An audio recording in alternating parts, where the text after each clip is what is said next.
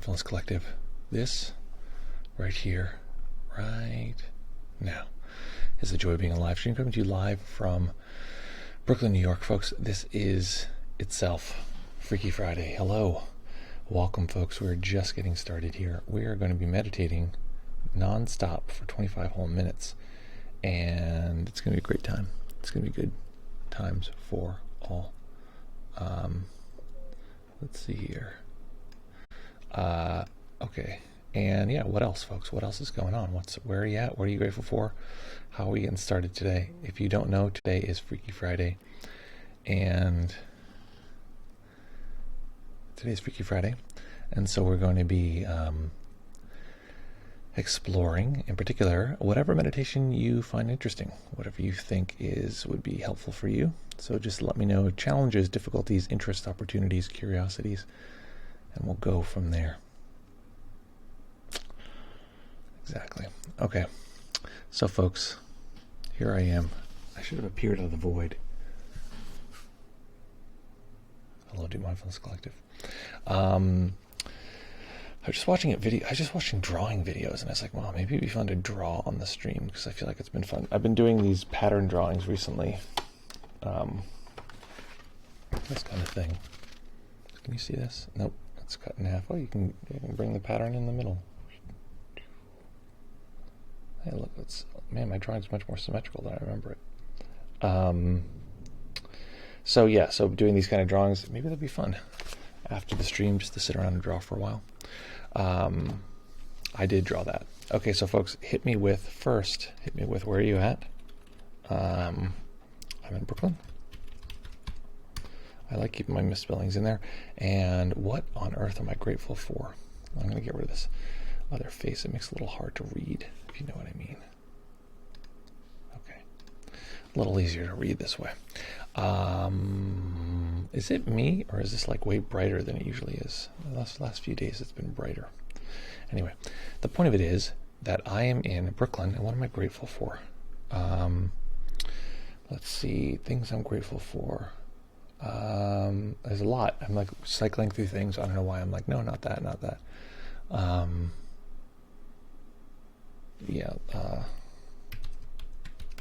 not even typing. Is that how you spell that word?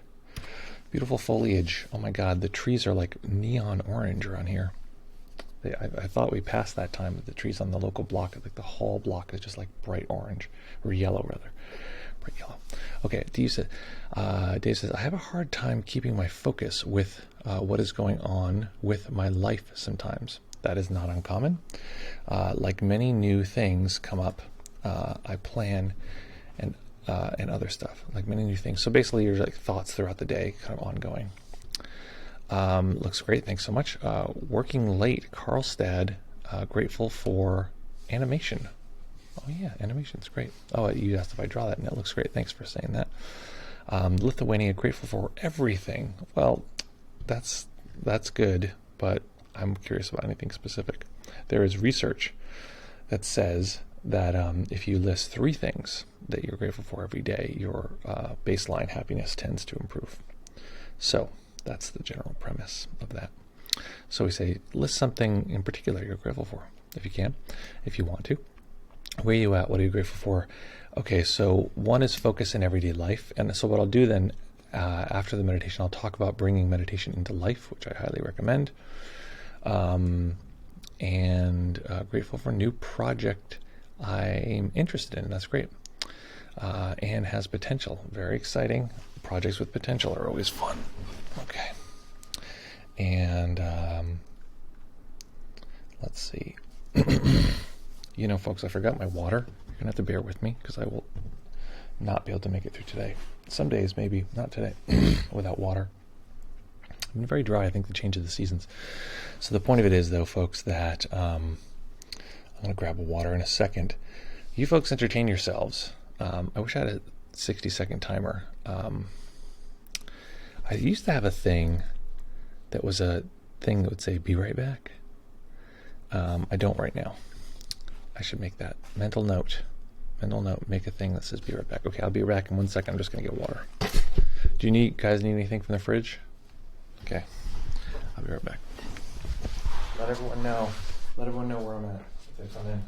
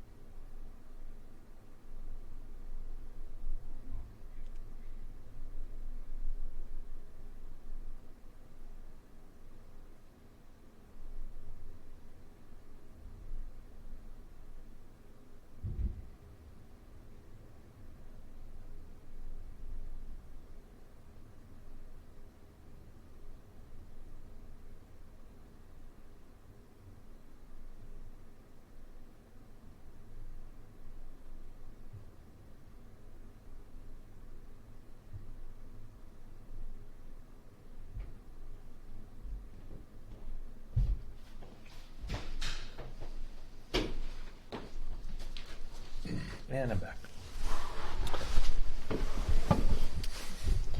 We're back here, folks. Welcome back, if you were away. Part of me wants to not have the headphones on because they're big and they're muffy. They're very muffy. But I can't hear anything I'm saying, and I'm whispering right now, and I'm afraid I'm going to speak too loud any minute, unless I have these. And then suddenly I can hear myself, and I quiet my ass down. Okay. Let's see here. What happened in the chat since I was gone? Get me a slice of pizza. Oh, I'm so sorry. I just left. I didn't see that before I went. Let's see. Do we have...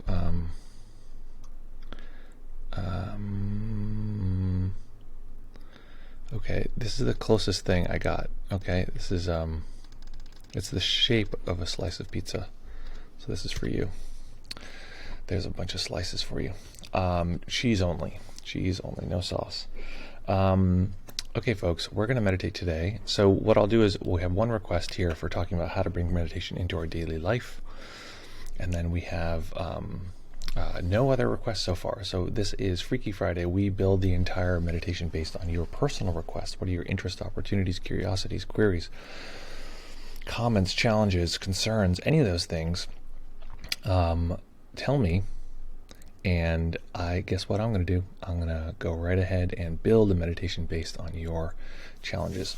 Dave says sometimes in formal sessions I just plan too much. So you're saying you plan to do too many things during the meditation? Is that right? Or I'm sorry, planning mind is something that is coming up during meditation. Sounds like you're saying. If that's correct, let me know. Any other questions or comments, things you'd like to meditate on, things you'd like to explore? So I just want to clue folks in here. So this is my profession. This is what I do all the time. I do nothing but teach. I am a fully employed, full-time meditation teacher. So people come to me and say, here's my challenges, what do I do? And I build a meditation plan for them. We work together. We do all this stuff. Very cool. Normal stuff in my life. And that requires that they say, this is what's up, this is what I'm interested in, this is what I want to do, I've heard you talk about this, or I'm sort of interested in that, like anything, whatever. So on Fridays, I try to say, hey, I could do that for you guys. You guys could say something, and I could, create something that hasn't existed before, and that's what we're doing here. So just so you know, that's the background. I'm not like I could just make up a meditation and do it. But, I feel like I'm dancing around the fact that, I make my living off people. They're like, yes, do the thing that I want personally. So I'm trying to give that to folks in this moment. So Scott Nesbitt says, concentration, non-duality, please. Okay, excellent. Nick says, anything compatible with Excel spreadsheets? Yes, Excel. The 5 sheaths. I don't know the 5 sheaths. Maybe the 5 columns. Currently looking up. So you gotta hit me with the what are these called? Terms. The 5 sheaths, physical sheath, the psychological sheath, the energy sheath, the sheath of the mind, wisdom sheath, and the bliss sheath. See, I don't know. This is Hindic. I don't know Hinduism. Amuse Dave says, awesome. That's the skandhas, I think. Oh, okay, the skandhas. That's that. See, now you're talking my language. The 5 skandhas. There we go. That's much easier. Okay. Interesting. I want to go back. It's funny that they also call consciousness. It's funny because I've heard people put number 4 as consciousness, but these are also called wait a minute, but these are the, wait, I'm getting confused here. 1 through 4, simplify 1 through 4. 4. But okay, sorry, I'm just going through my terms, getting confused here.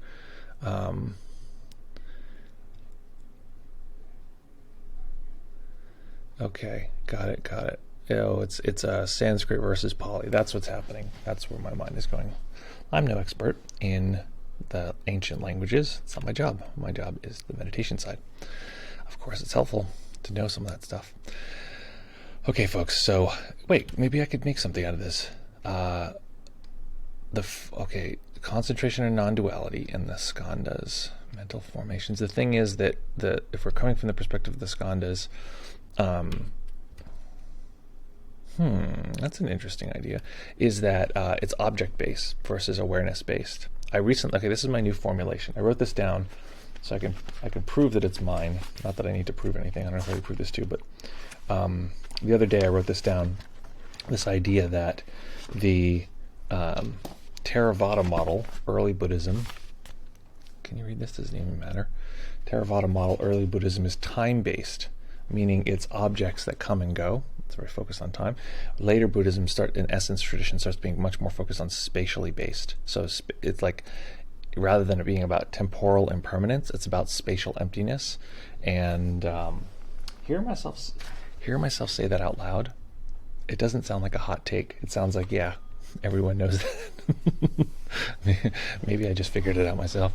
Okay, so folks, we're going to meditate here. How do we do this? Is a fun exercise. How do we do something based on the aggregates and non-duality? Because it's a dualistic approach. It's like nature is that it is dualistic. Although the premise is, by the end you get to awareness, because it is they say it's consciousness. So the premise would be you move towards non-duality. So it's like that's how they get there. What would be fun? We want to increase concentration. Okay, so here's what we're going to do. We're going to pick an object of meditation. I'm going to be guiding around the hands. I pick the hands as the object of meditation because I just feel so annoyed that everyone's so stuck on the breath, and you can just do it just as well with anything else. The breath is great. It's great. If that's what you want to use it. But I'm like, I personally got really a lot of value out of using my hands, and then in daily life, like as I touch things and do things and like move throughout the world, like my hands are always active. So maybe that's just me, but that for me was something. Maybe that's how you relate it to the spreadsheets, but we're going to do some concentration. You can pick your object. I'm going to be guiding around the hands. We're going to be using something. What's the term that I want to use for this? I would say merging. Okay, so we're going to increase merging with the sensation, meaning we're increasing the fidelity, we're increasing the DPI, we're zooming in, so to speak. So right now, feel the sensations of your hands and then really just like sink into those sensations like super deep, right? So it's a thing you can do, is you can merge more deeply with the sensations, and it's a way to increase the intensity. So we're going to be attending to the sensations of the hands. You can do the breath if you want. If you're that kind of person, just kidding. And then we are going to switch to something more on the non-duality side. So we're going to, how do we want to switch? I got to play a little bit by ear, but we're going to be switching to a place where awareness itself is merging with whatever. Maybe that's actually how we'll get there, was to get there through the merging experience. That might be a nice route. I've never done that before. So what's the next thing? Okay, if anyone's new here, doesn't know some of these terms. Awareness, if the mind is open and spacious, just taking stuff in like a lantern, might call that awareness. That's one example of awareness. If the mind is a laser point focused, like one little detail, it's like pointing at one little tiny thing, we'll call that attention. Attention is sharp, detailed. We think that that's what we're supposed to be doing when we're meditating. We're like concentrating, focus, focus. That's not really a good idea. We want to find a balance between an open mind and a pointed mind. So those are the terms.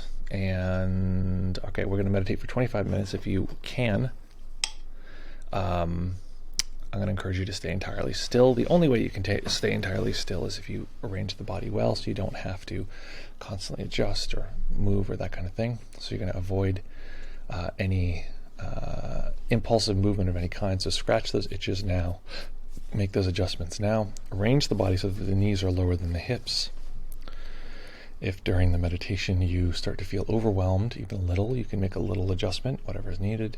You can make a big adjustment, whatever is needed. You can even open your eyes. In fact, maybe we'll practice with our eyes open the whole time. And if you're actually overwhelmed is arising, you can go right ahead and stop the meditation itself. So I encourage everyone, decide now how long you want to meditate for. It's a 25-minute meditation. If you try to decide in the middle, you will likely bail. So decide now. What do you want to do?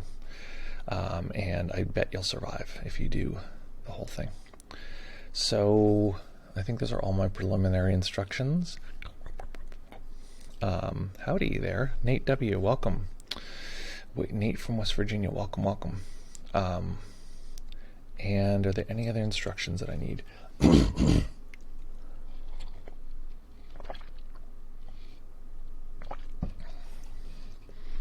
There's a P.S. I know I told you this, but there's a great monastery there that you should really go to. 100% knowing you now. Go. God damn it. Griffith, I got here before the meditation started. We just finished. Sorry. Just kidding. Okay, find that nice, comfortable position. And when you're ready, we will begin.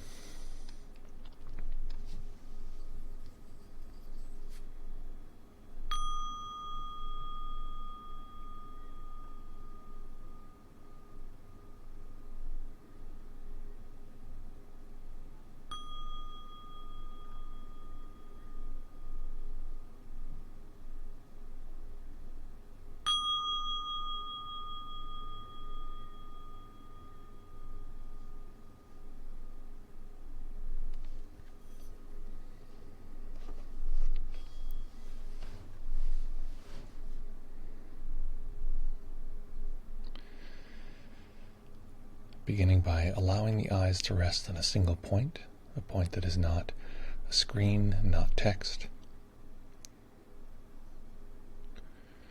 Taking a few comfortable deep breaths and just feeling the body rise and fall.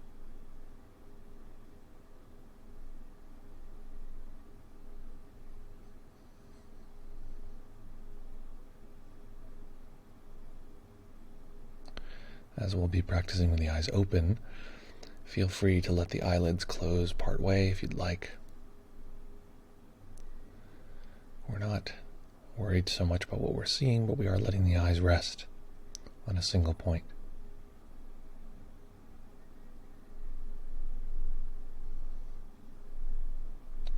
And we'll begin by sweeping through the body to be sure we're not holding any undue tension.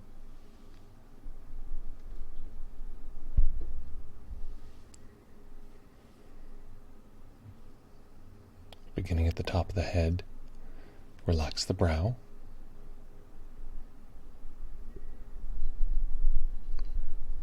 Relax the muscles behind the eyes.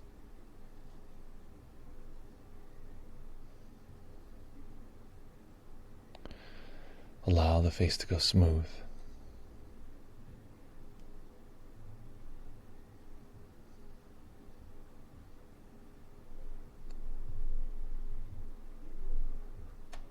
Relaxing the back of the tongue, letting the jaw go slack, no need to hold it closed.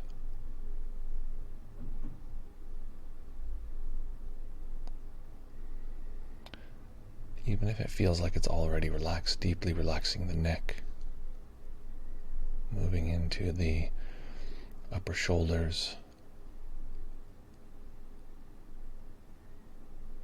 relaxing the shoulders and upper arms, the upper arms and forearms, the wrists, and relaxing the hands.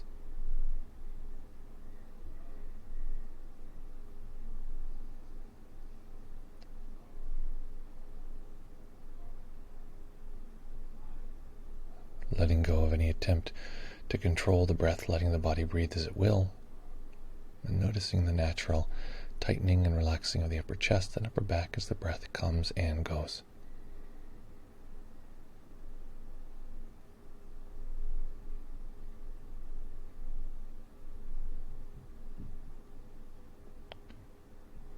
Relaxing the belly and the lower back.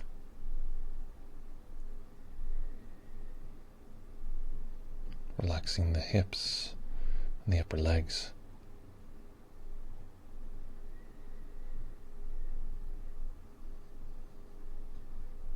The muscles around the knees, the calves,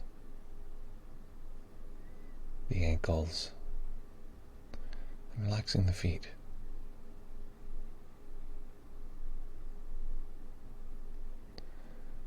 And now using awareness to take in all of the body as one big category.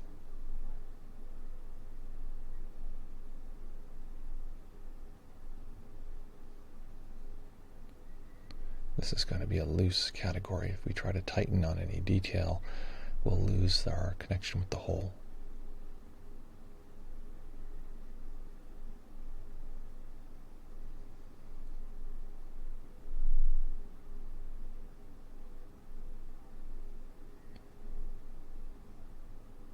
What is the overall body experience in this moment?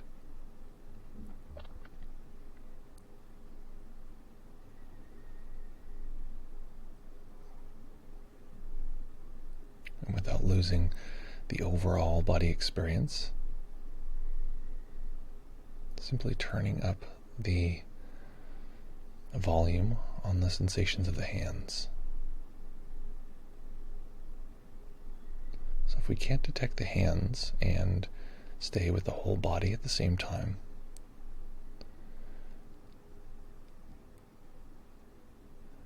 I'm going to encourage you to have some micro movements in the hands, so subtle that someone watching might not even be able to see.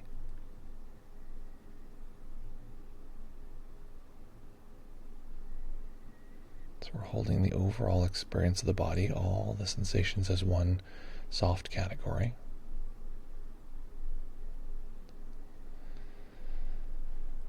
And then being sure that we can detect the hands within this.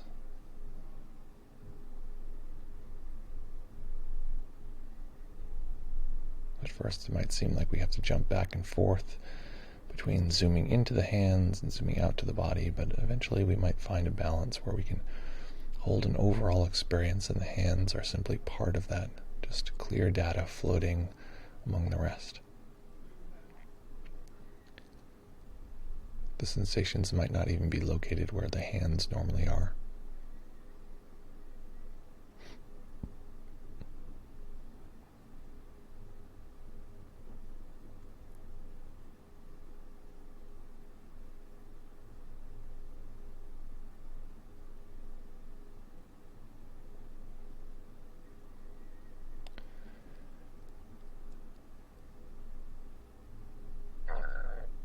If we can't find that balance, we're just going to prioritize then the sensations of the hands. No big deal.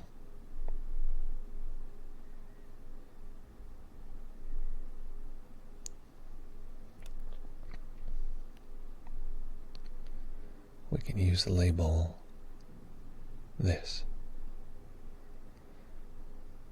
to point back to the hands, precisely this sensation and precisely this moment, only using that term in our mind when we're truly in touch with the sensations deeply.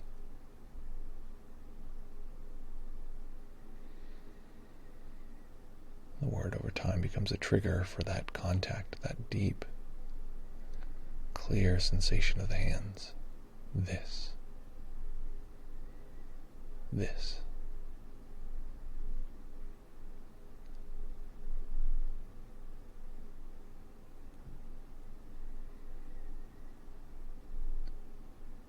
And the challenge at this point is continuity. Can I stay with this? The sensations of the hands in this moment, can I stay with that continuously?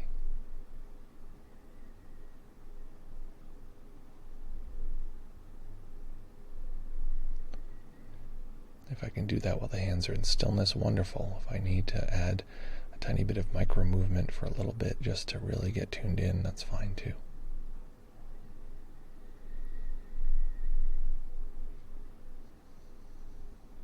Just continuous staying with the hands.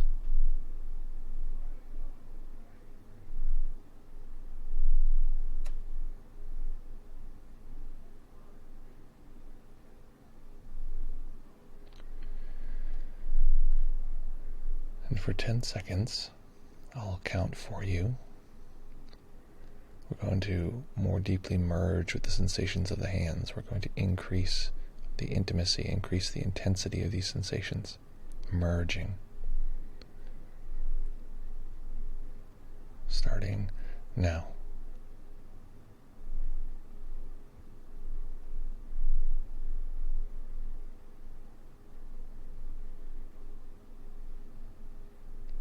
Great.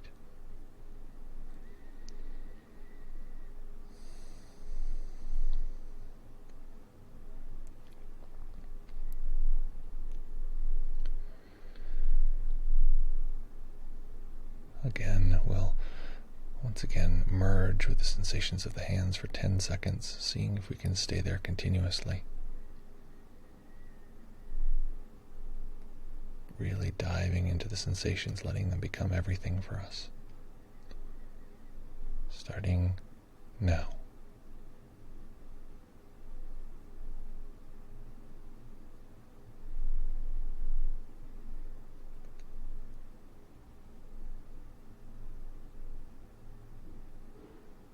Excellent.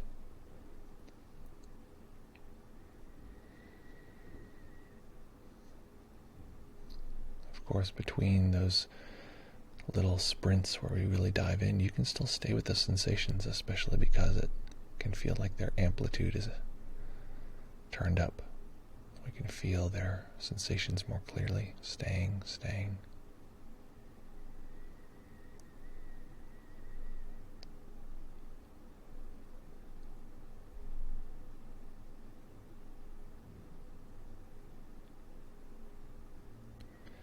This time we're going to merge once more, staying as deeply as we can. But noticing that sometimes we can apply too much effort. It's as though we're adding all this effort that's not really necessary. The merging does take effort, but sometimes we're adding all this extra effort. So seeing how much we can just have any extra effort be towards merging, and all the extra effort outside of that can just be let go of. Checking for over-efforting. So beginning now.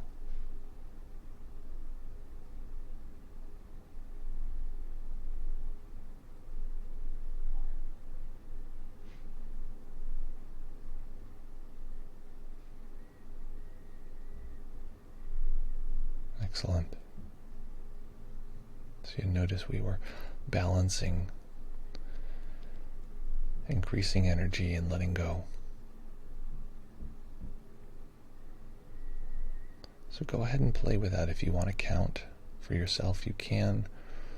But the premise is to find this balance between intensifying, merging,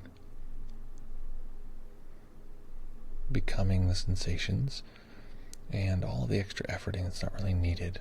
So in other words, letting go everywhere else as we deeply connect with the sensations of the hands.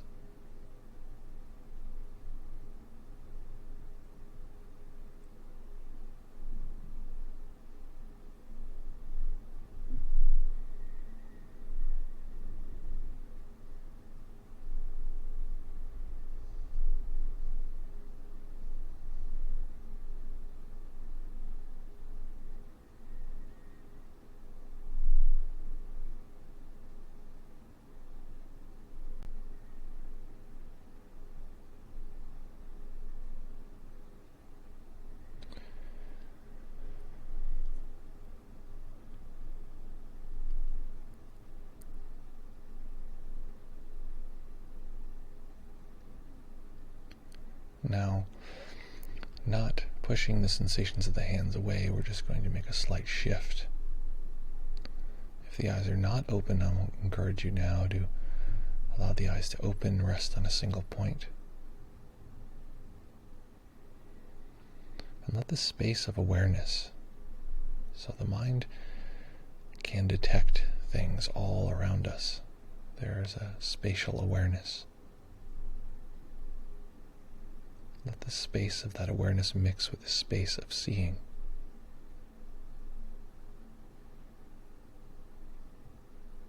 It can often feel like there's an inside and an outside.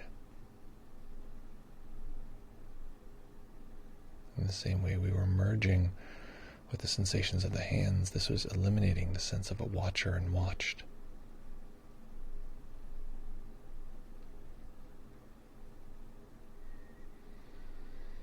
Letting those merge, and we'll do that also for 10 seconds. Letting the space of seeing, the sense of space of our body, sense of space of awareness, all these spaces, letting them merge.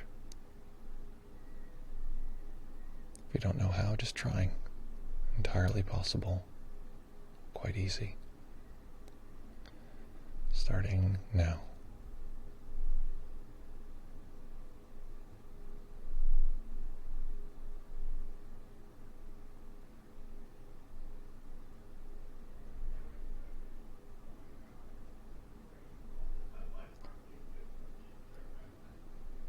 Great.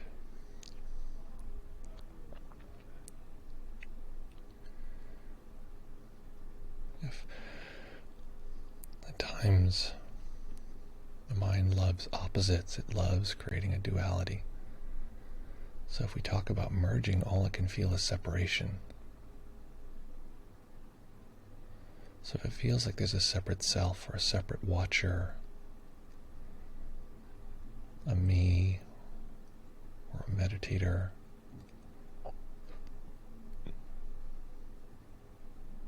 recognizing that whatever experience is occurring, it takes place in space. Often the me feels like it's at the center of the universe, sometimes behind the eyes and the chest. The watcher can feel like it's behind the eyes.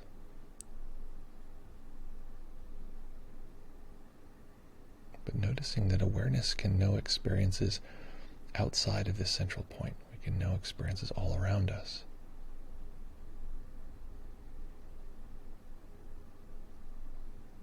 So of course those other experiences are us as well. It's not like we're just in the middle. We can only see the center of our world, and all that stuff we can detect out there, the world itself. That's separate from us, because of course we can detect it.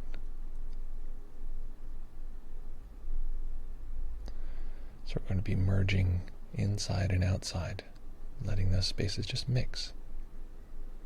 If it feels like there's a border, an edge that doesn't want to mix,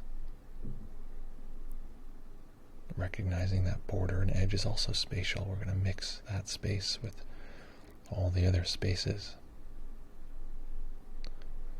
10 seconds. Starting now.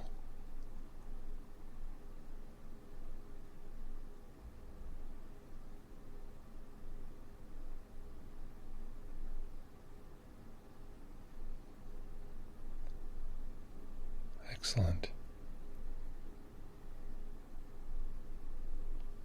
And if we get a flavor of that merged space, we can just use that as the object of meditation. The place where inside and outside break down.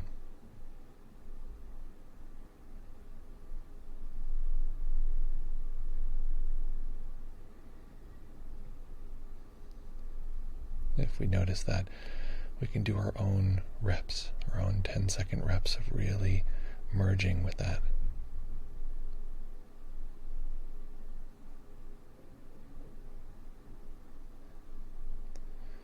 Picking any sense of separation that's occurring right now, the sense of inside or outside, the sense of self and world.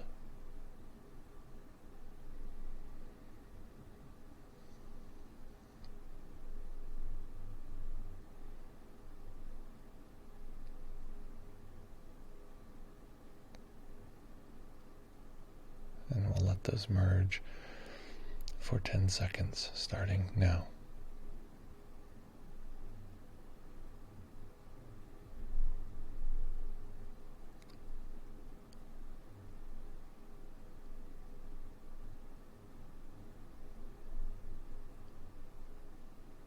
Excellent.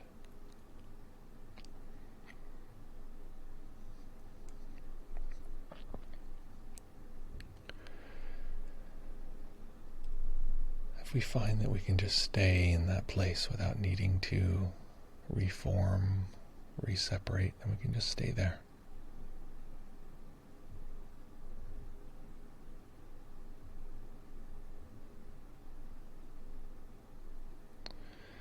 If we have brief moments of contact, seeing if we can learn more so how to rest. As though we're just taking a break in that space where we don't need to have a separation. Rather than trying to get to that experience or find it, recognizing we can rest in it. We know it. We've had the experience.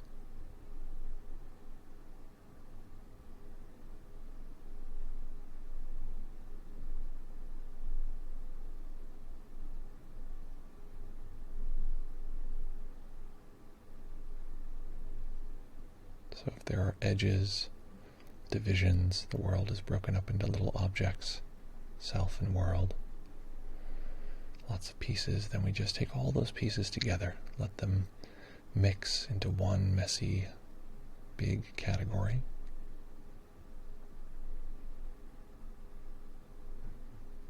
Learning to rest in that big category. If we find that we can rest there, then that's what we do. We rest in that awake, bright awareness.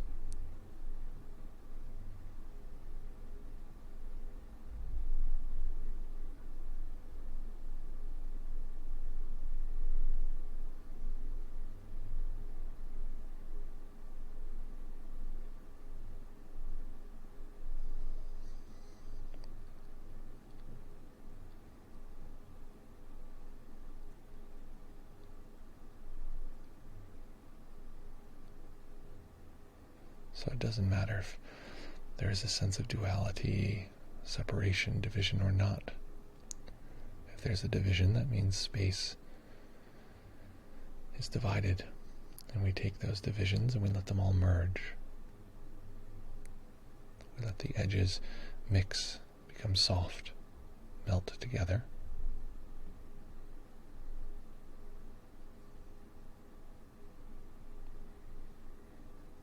If we can't, it seems like we cannot get those edges to melt down, then we can say, what are they separate from? There is separation.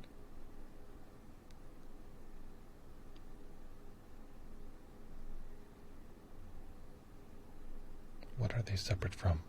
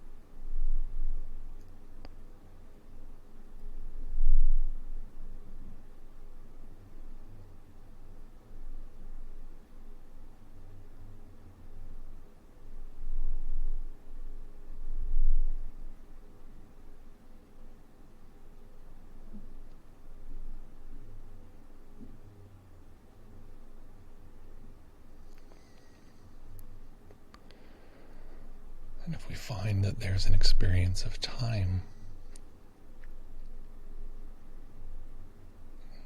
a sense that time is moving forward,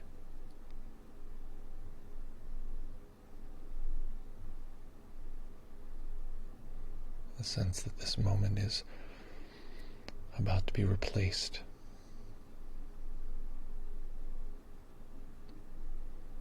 where there is a future and past, and we're moving through it, this imagined movement. Recognizing this as a kind of division that we can also allow to merge.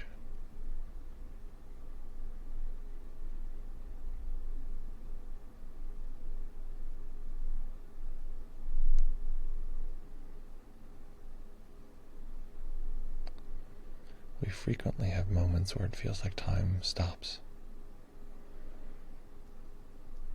Often when we're slightly surprised, we come around a corner. Oh.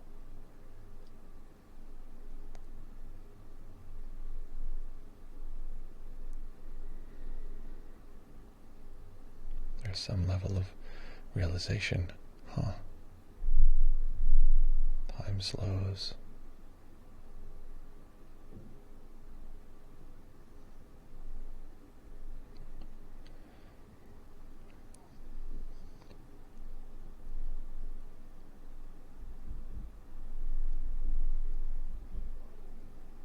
There's periods when we miss time altogether.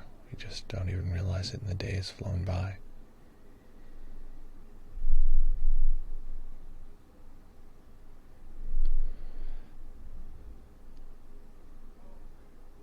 There's points when time feels like it's dragging tremendously, which is basically a wanting for the future.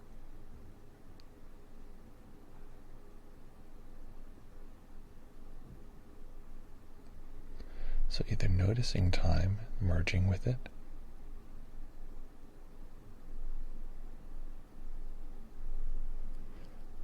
or letting time erase itself, merging with everything.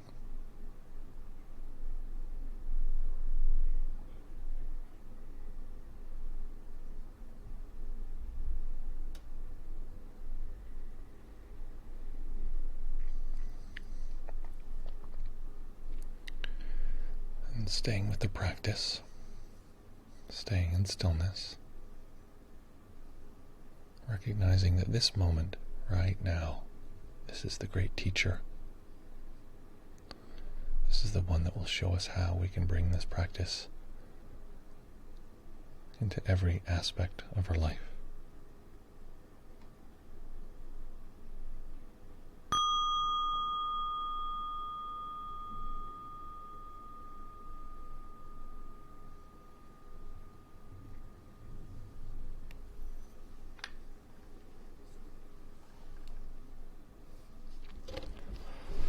Okay, a little fun time deconstruction there at the end. So make any adjustments you need to allow the body to be comfortable. Whew. Yeah. And then we'll jump in and we'll chit-chat like kitty cats. Pardon me. That was really fun. Okay. Folks, break out those digits, my favorite digital technology, and let me know what that experience was like. What happened? What do you like now? Ooh, okay, I gotta remember, I gotta end at noon today. Yeah, what was it like? And let me, if I do this is gonna be the wrong link, so ignore this link. If I do this, okay, it shows a Discord link, but it's wrong. I'm going to switch that because that's been a mistake. That's been there for a long time. Okay. And we always say we're going to fix it. We never fix it. Okay, commands. Custom. Here it is. Great. I don't know why. Wait. I'm always like, I can't do it on the stream. It'll take so long. But I'm doing it right now. It takes 10 seconds. Okay. Folks, so we're going to jump on the Discord. Not that link. That ain't the link. I'm going to jump on the Discord, and we can chit chat like kitty cats. I can hear your voice, and we can chat. It's going to be amazing. Beep pop beep pop pop pop. Voice stream. Oh, I have a question for stream. Excellent. Oh wait, am I in this right now? Continue. Okay. I'm going to become speaker here. I'm going to take this invite. Copy this invite, transfer it over to Nightbot. And then, guys, we just saved ourselves 1 million steps. Every day, every time I do this stream, okay, let's see if it works. Exclamation point D, anyone who wants to get this link. Yes, that's the new link. So folks, follow that link and you can jump right into the voice Discord and we can chat. I can hear about your experience, what happened, what you're like now. I have one person there already. Look at that. Dave, you are coming in any second. Coming in hot. You there? Hello. Thank you for having me. Let me just check your audio. Go ahead, say something. Hello. Perfect. Thank you for having me, everyone. Perfect. Okay. What's up? Okay. What was your experience like? So, I couldn't quite understand what you meant by merging. So I used awareness. So I was being aware of as many sensations as possible, and I felt really relaxed.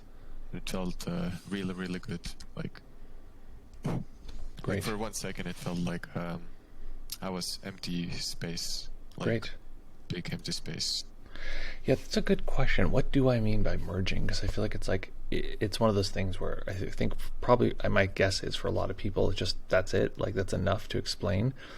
But it's sort of weird to explain. So take an object in your space, right? I can use this object.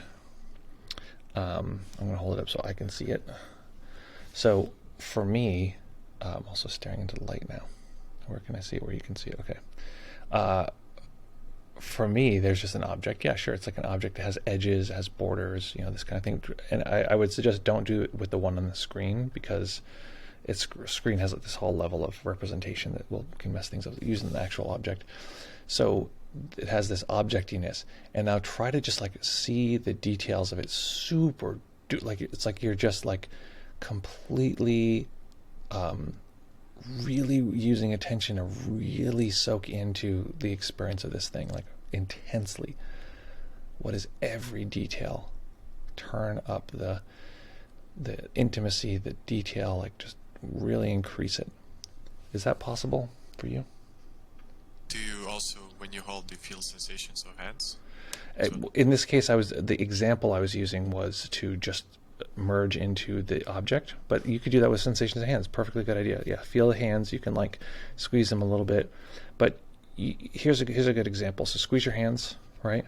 As you're squeezing them, you're probably noticing that sensation more than you were a minute ago or 30 seconds ago, right?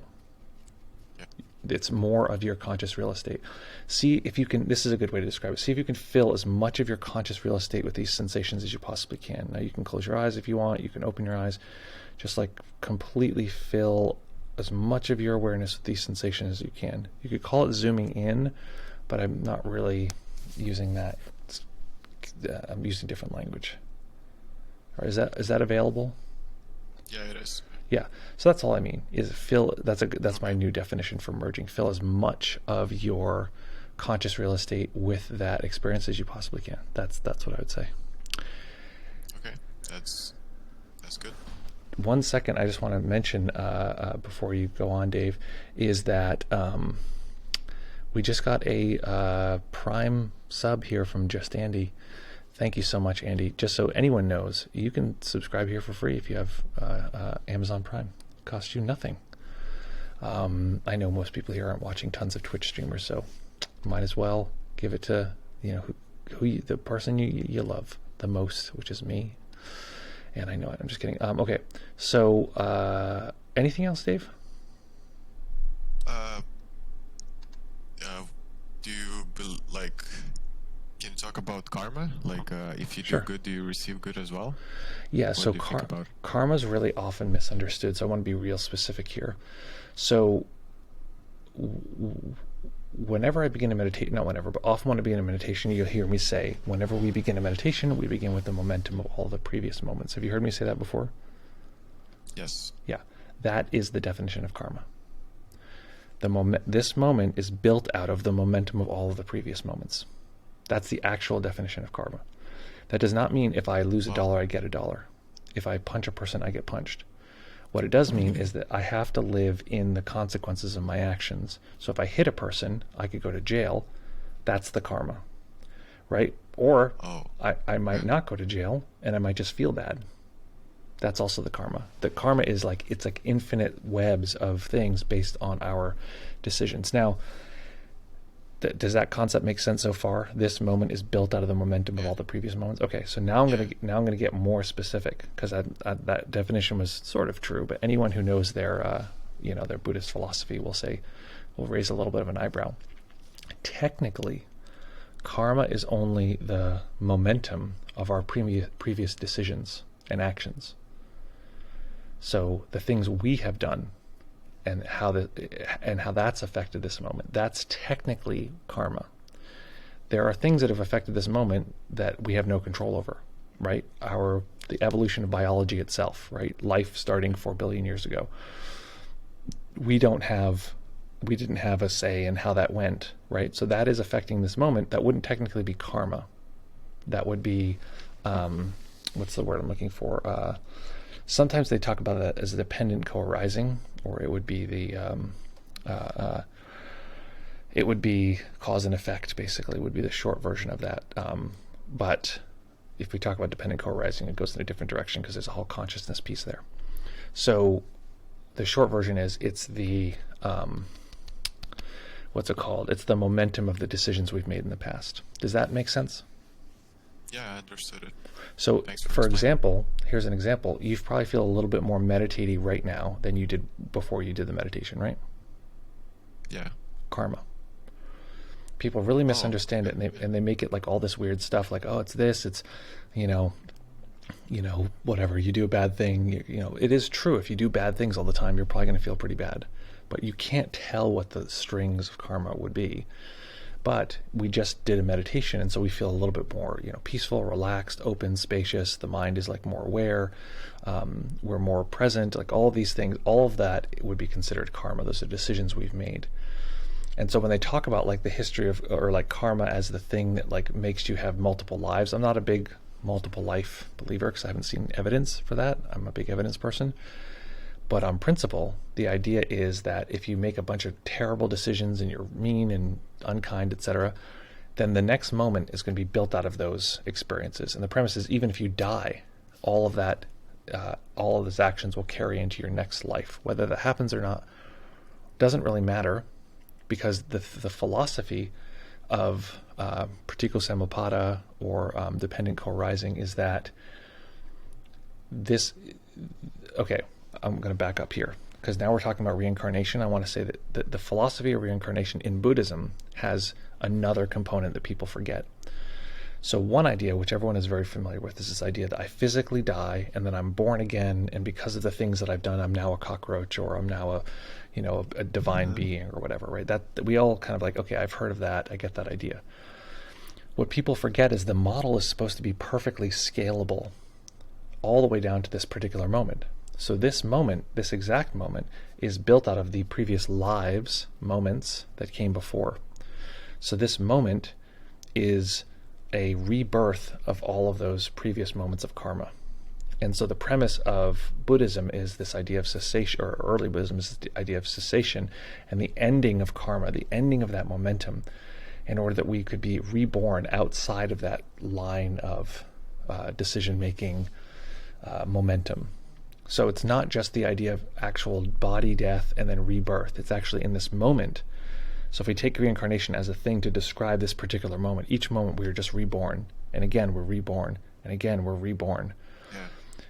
Well, we're not reborn new, like we have no background. We're reborn with this sort of like history of all of these previous moments. And so what our job is in meditation is to increase our good behavior, increase the way that we're really being conscious, increase our sensory clarity, all of these things, so that in the next moment we'll have a richer experience of the world and more possibilities. Each moment opens up new possibilities.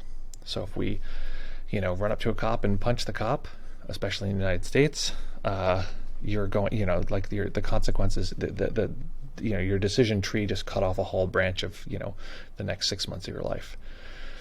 So each moment we're creating new decision branches, and part of the premise of meditation is we're changing the future decision branches by meditating, by practicing in this way. Does that help answer the question? Yeah, it helps. I just want to say shout out to you, man. I love your meditations, guided meditations. They help me a lot. I experience new things spiritually. So Sweet. It's really interesting for me. Awesome, man. Well, thank you so much. It's great. I'm really glad you're here. You're such a great contributor in so many ways.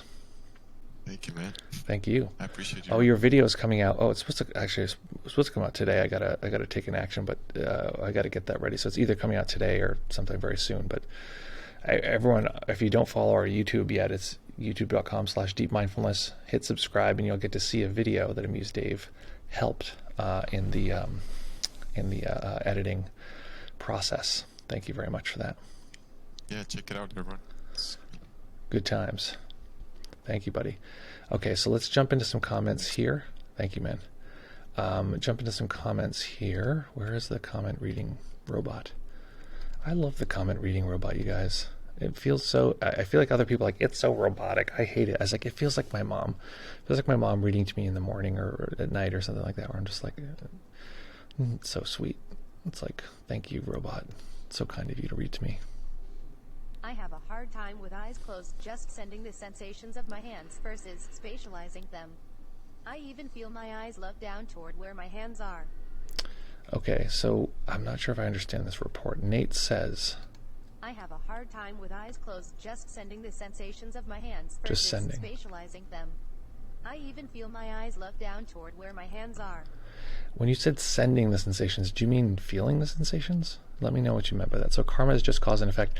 Technically, karma is just the cause and effect of our decisions and actions.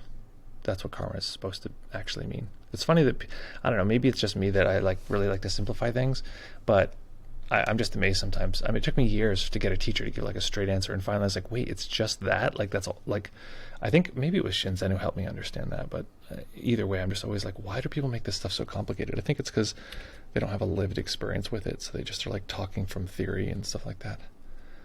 Okay, Just Andy says, Missed today's meditation. I'll re-listen after my noon meeting.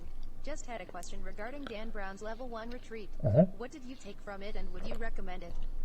I'm interested, but I took a living meditation Zoom call with Dan and I couldn't understand him. Yep. He was speaking very low and mumbling. I think it's due to his illness. Yes. Okay. I saw your question in the Discord. Thank you for that. I was just about to answer that. Thank you. Just so folks know, I'm going to copy this thing. Copy. If you want to leave a question that I'll answer on stream, if you can't be here, this is where you do it. So that link right there is where you leave a question, and then I'll answer it on stream. So thank you, Andy, for your question. I saw it in Discord. So the question is, Dan Brown's level 1 retreat, should you do it? Is it easy to understand him? He has a translator. He has an English to English translator in the retreat, and I too find it very hard to understand what he's saying. It definitely is his Parkinson's. Although, Dustin was the person doing the translating, and it was great. I actually really liked it. In a way, it's like you get the vibe and the power from Dan, because he's like in the shit, and he's like, because he's deteriorating and he's in the shit, there's something powerful about that, to see somebody who's in the depth of the material and is deteriorating. It's not just like, oh, I happen to be perfectly healthy and I also have this cool state of mind. He's actually, nearing the end of his life, or nearing the end of his capacity to communicate, and is like deep in the material. He's really in it. So it's sort of very cool to see. And then Dustin does the translation, so you can understand each thing, and I find that lovely. I had a great time. I highly encourage it. I think this is just my personal opinion, and I can't speak to other people's thing, and I think that I don't think it's nefarious in any way. I was a little surprised at the price. The price is the same as an in-person retreat, which, if anyone's ever run a retreat, the primary cost is the residence and the food. So whatever, though, I mean, they have a whole organization that they need to run, so they've bent the cost curve in the way that they've bent it. But that's one thing. The other thing is that they have rules that are very strict, that they mention like, oh, here's a rule. And so if you need to do something, okay, here's what I'll say. Do not request a minute of time off from the retreat. If you need to use the bathroom, or you have a kid that's crying or whatever, do not request it, even though they say you must request time ahead of time. I did that and was asked to leave the retreat. not so much asked. The retreat just stopped function. I was off the Zoom and they wouldn't let me back in, and then it ended up understood as a misunderstanding. But and then I went to the next one. So if you need to do something, of course, be at the hall retreat, participate, but just turn the camera off and do the thing you need to do and turn the camera back on. It's one of those things where this is my sense, and I love these guys. I really encourage people to work with them and their organization. There is this very broad thing that is people who really, really focus on the meditation skills and meditation technology, often are not focused on organizational development or institutional sort of fortitude. They're just not. And then so it comes to the, later in life, and there's a big transition that needs to happen because how do you pass power on, and how do you pass the lineage on, this kind of thing.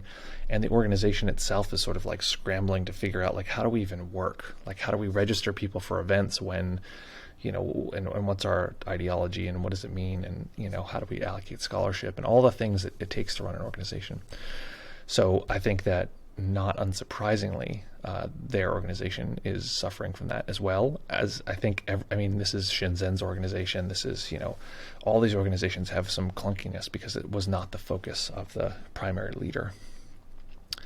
And he says, yeah, it's amazing how much effort he's putting into his work. Thanks for your input. Yeah, I like the retreat. I had a good time. I had a good time at that retreat. Yeah. Do not record anything at all, no matter what. Don't record anything they do. Don't repeat anything they do. They are very tight about that stuff. I'm very like, oh yeah, sure, just do my stuff. But that's not everybody's like that, and that's their prerogative. So that's one other factor. Folks, I have to jump off. Any other questions, reports, comments, queries, questions? I said that already. Questions, quandaries, queries, comments, challenges, or concerns. Questions, quandaries, queries, comments, challenges, or concerns. Questions, queries, comments, questions, quandaries, queries, challenges. I've got it wrong. Questions, quandaries, queries, comments, challenges, or concerns. I got you. I got you guys covered. Okay, folks, we're going to hit it for the weekend. Have a lovely, lovely weekend. We're going to be back here in fewer than 72 hours to meditate our asses off. Just so folks know, we're about to launch Progress of Shinsight. If you're not on our email list, get on our email list. Let me see if I can, what's my website? Is it, does this give you my website? Yeah, okay. So that'll lead you to just the website where mentorship is, but you can go to, let me see, actually, let's just put the link in here. Can I copy that shit? Yeah, it's coming real soon. It's basically January 1 we're launching it. So if you want to be involved, if you're not on our email list, actually, easiest way to get on our email list is this is the fastest way. Follow this link, download these 15 guided meditations. You're on our email list immediately. You're going to see a link coming soon for Progress of Shinsight. We're going to be putting out videos. We'll send you the videos that Amuse Dave helped with, other stuff. All of that's coming soon. So get involved. It's happening, folks. Glad you're going to be there, Andy. So, folks, let's listen to some music. So right now, fill as much of your conscious space as you can with this music. Let it really fill in all those different spaces. Let it soak into your body. Let all those different spaces merge together. Let the sense of time merge. So basically, we can either let go of time, meaning we connect with timelessness, or we can notice the experience of time and merge with it. Fill it so deeply into our consciousness that it breaks down and stops really functioning the way we see time, usually functioning space. Merging with these. And in that way, folks, letting this moment be the great teacher that shows us how we can bring this practice into every aspect of our life. As always, folks, practice well, take care of each other, have fun, and we'll see you all very, very soon.